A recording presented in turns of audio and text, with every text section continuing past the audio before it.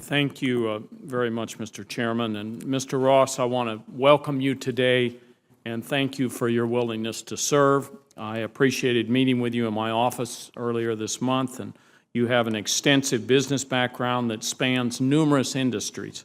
This experience should prove useful to you at the Department of Commerce, where you will lead a diverse collection of agencies.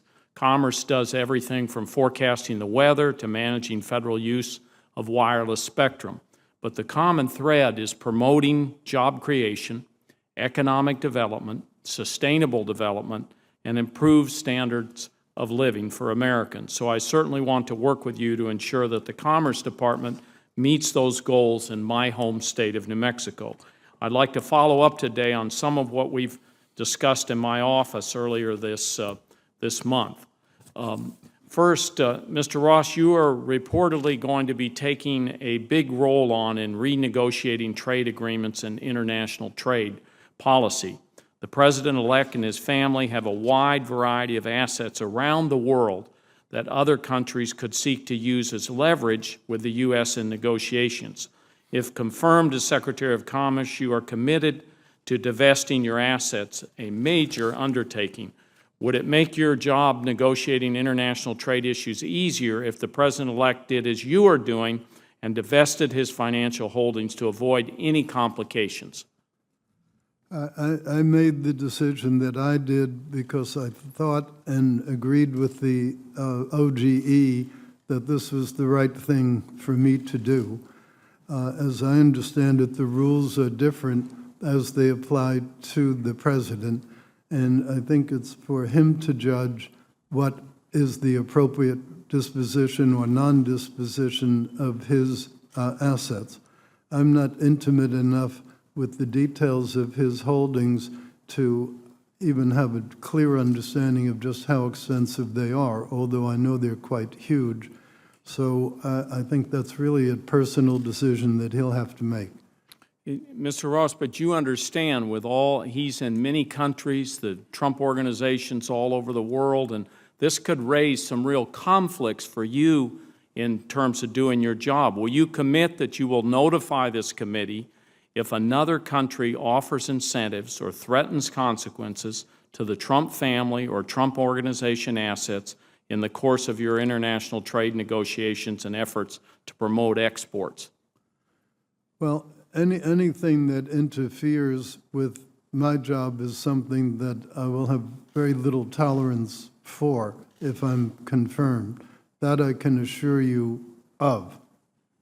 And will you commit to report to this committee? It's kind of a yes or no answer. If another country offers incentives or threatens consequences to the Trump family or the Trump organization assets in the course of doing your job and working on trade?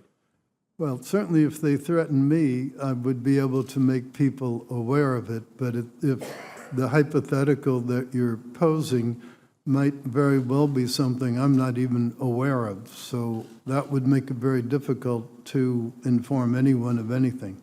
Well, I'm talking about if in the course of doing your job and working on trade negotiations, somebody comes to you with either a threat or incentive that involves the Trump organization, would you let us at this committee know that that was happening? Well, I'll tell you two things. I know the President-elect quite well, and I think people who threaten him or offer inappropriate things will find he doesn't take that very lightly.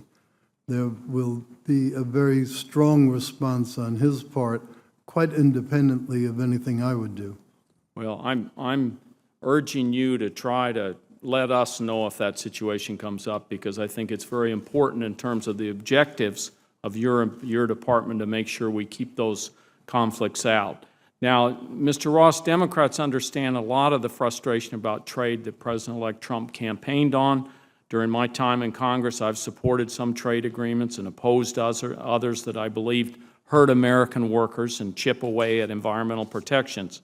For example, I voted against permanent normalized trade relations with China, and more recently came out in opposition to the Trans-Pacific Partnership. My question really is in using the TPA to pass trade deals without amendment from Congress, will the Trump administration used TPA to pass trade deals without amendment from Congress, which really cuts our constituents out of this and cuts Congress out.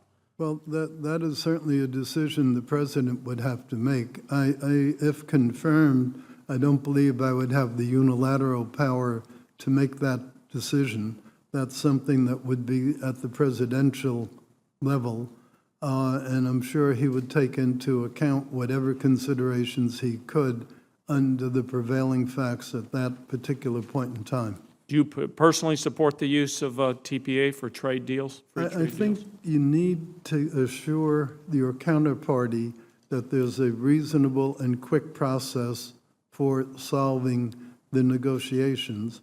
So far, TPA is the law of the land, and until there's some specific alternative proposed, I don't think there is any real alternative to it.